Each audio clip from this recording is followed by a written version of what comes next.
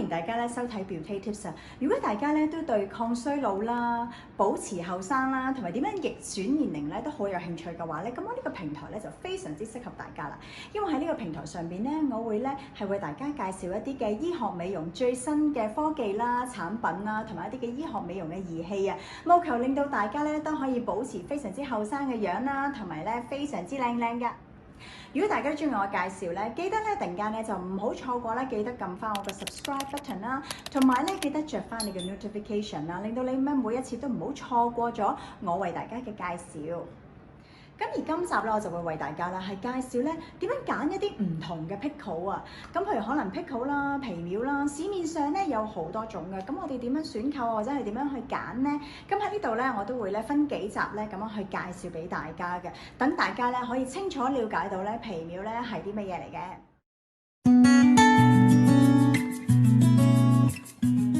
咧喺呢一個嘅皮秒儀器上邊咧，我首先咧就會同大家咧分析Pickleway 啦，同埋咧 Discovery Pickle 呢兩部儀器咧最主要嘅分別噃。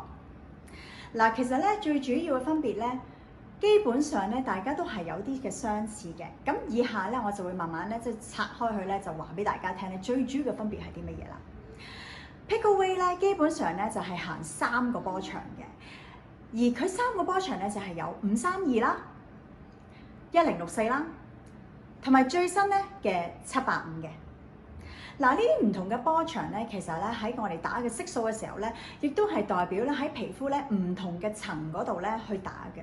咁啊532咧就比較面層啲啊，咁而佢呢個785咧就比較中層啲，而仲有一個咧就係1064咧就可以話係底層啲嘅。咁其實大家咧有啲咩唔同咧？喺 Discovery Pickle 嗰度咧，佢嗰個分別咧就係佢都係一樣係有一個532嘅波頻啦嘅波長啦。咁佢咧都有一個嘅1064嘅波長嘅，而且佢有一個咧就係叫做694嘅一個波長。咁喺呢個694嘅波長咧，佢就唔係一個嘅皮秒嘅速度嚟嘅，佢係行緊納米嘅速度嚟嘅。咁所以咧喺Discovery Pickle 呢一部機上邊咧，可以話係一個叫做 hybrid 啦、混合啦，因為佢係有兩樣咯，佢係有皮秒喺入邊啦，佢亦都係有一個 nano 啦，個 nano 嘅波長即係納米嘅波長嘅。咁但係而頭先我所講啦 ，Pickleway 咧，佢3個波長咧都係行緊皮秒嘅速度嘅。咁好啦，好多時咧，大家咧將佢哋兩者去比較嘅時候咧，大家都係叫做皮秒第二代。頭先我都話俾你聽，佢咧係有3個頭啦，有一個532啦，同埋1064嘅。今日532同埋1064咧，其實咧係同 Pickleway 咧係一模一樣嘅喎，佢都係行緊咧450個 pickle second 啦，同埋350個 pickle second 嘅。咁但係因為佢仲有一個咧就係694啦，咁694 Ruby 嗰個頭啦，694 Ruby 個頭咧佢就行緊納米嘅。咁其實咧納米嗰個頭咧有乜嘢唔好咧？就係因為咧好多時咧，尤其是啲外國人啊，即係喺外國佢哋啲人都係愛嚟脫紋身嘅時候，可能去啲綠色啊、藍色啊嗰啲嘅時候咧，係有唔好處咧，係因為咧佢係行緊694嘅納米咧，佢會多咗 thermal effect。咁多咗 thermal effect 咧，就會係多咗熱能啦，就會腫啦 ，downtime 會耐咗啦。咁變咗咧就會即係多啲嘅 scarring， 咁而嗰啲 scarring 咧就好容易包住咗個色素，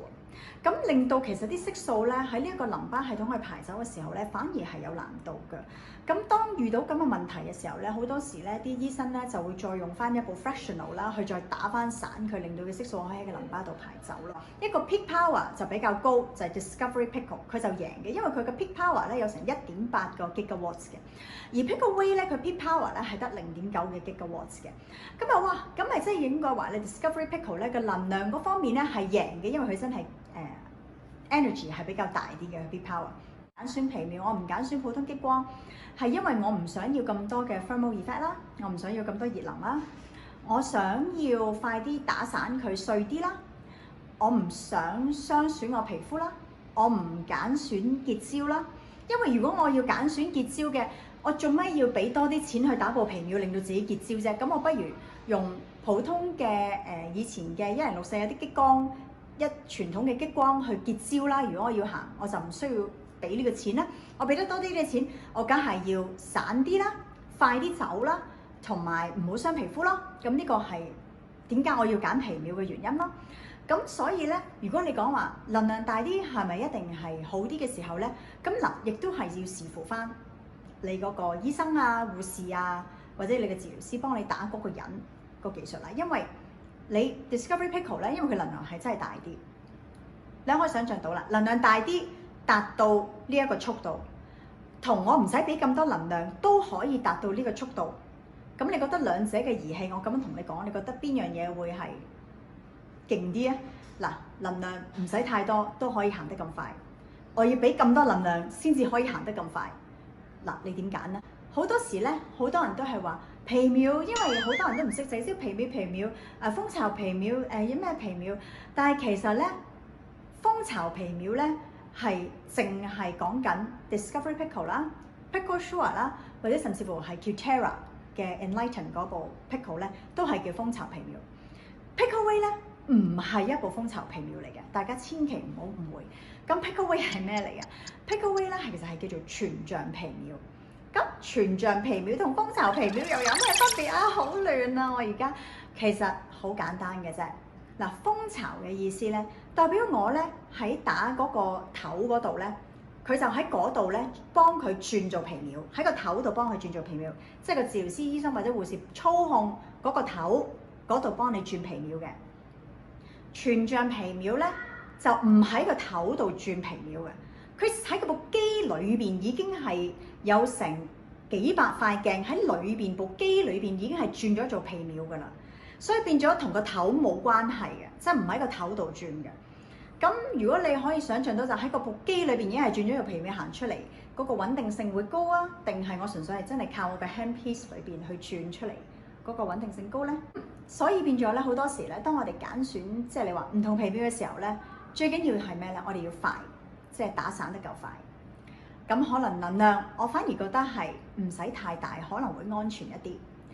同埋咧，最緊要咧就係佢個穩定性。我成日都講穩定性好緊要，佢出到嚟係咪每一下都係行緊呢個 picosecond？即係佢個穩定性，我輸出嚟 in average，我穩定性夠唔夠高？穩定性呢樣嘢咧喺我哋嘅即係操作人員上邊咧，都係最緊張嘅一環嚟嘅，因為唔係我嘅問題，係原來部機唔穩定咁。又點可以怪個醫生、護士或者係治療師呢？咁所以咧，大家喺選擇皮秒嘅時候咧，除咗你揀選，你覺得你中意俾到你嘅效果嘅皮秒之餘咧，其實操控者係好緊要咯。咁所以咧，如果你話 Discovery Pickle 同埋 Pickle Way 咧，你問我咧，我就會覺得咁樣分析完咧，我都係覺得應該係 Pickle Way 係比較首選嘅。如果大家都中意我嘅介紹咧，就記得俾翻個 like 我呢一個嘅影片啊，同埋記得咧撳 subscribe 下低喎，因為咧唔好錯過我每一次咧為大家咧介紹一啲最新嘅醫學美容嘅資訊啊，同埋可以 check 翻我之前咧拍嗰啲影片㗎，希望可以幫到大家。